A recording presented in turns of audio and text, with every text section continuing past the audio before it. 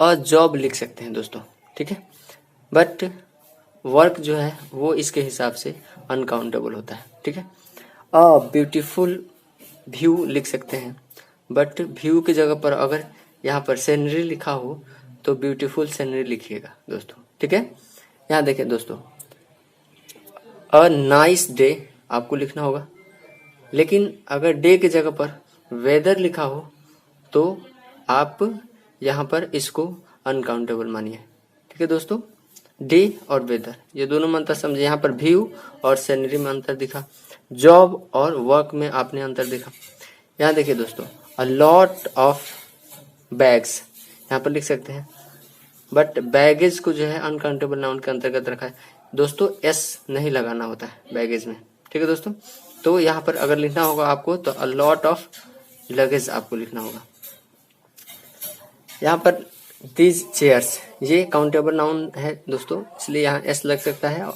और ये एडजेक्टिव जो यूज किया गया है इसके पहले वो भी प्लूरल यूज किया गया है, बट ये चेयर्स की जगह पर अगर फर्नीचर यूज किया जाए दोस्तों तो ये अनकाउंटेबल के अंतर्गत आएगा, ठीक है दोस्तों।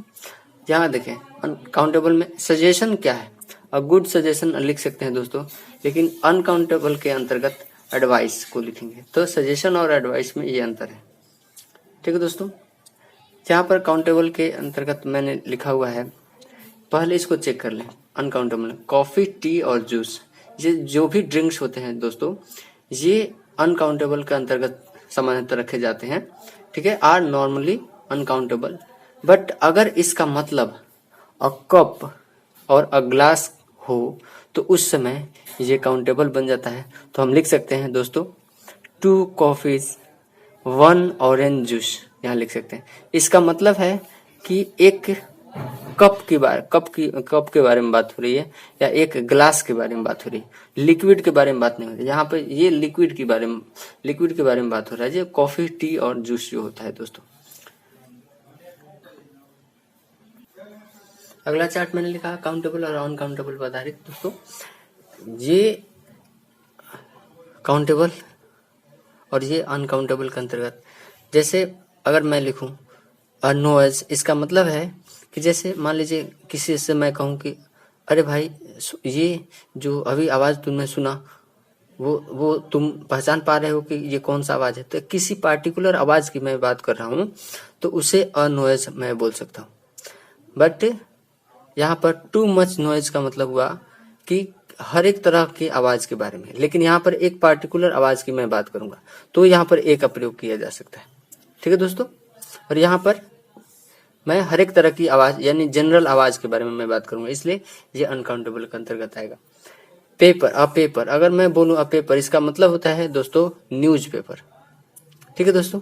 लेकिन यहाँ पर सम पेपर इसलिए मैंने कहा क्योंकि ये अनकाउंटेबल के अंतर्गत आएगा और ये एक मटेरियल है जिस पर लिख सकते हैं, वो पेज वगैरह, जिस पर वो ऐसा मटेरियल जिस पर हम लोग कुछ लिखते हैं, वैसे मटेरियल के बारे में कहा जा रहा है। सम पेपर का मतलब हुआ यहाँ पर अ हेयर, इसका मतलब हुआ कि एक सिंगल हेयर के बारे में मैं बात कर रहा हूँ, एक सिंगल बाल की मैं बात कर रहा हूँ।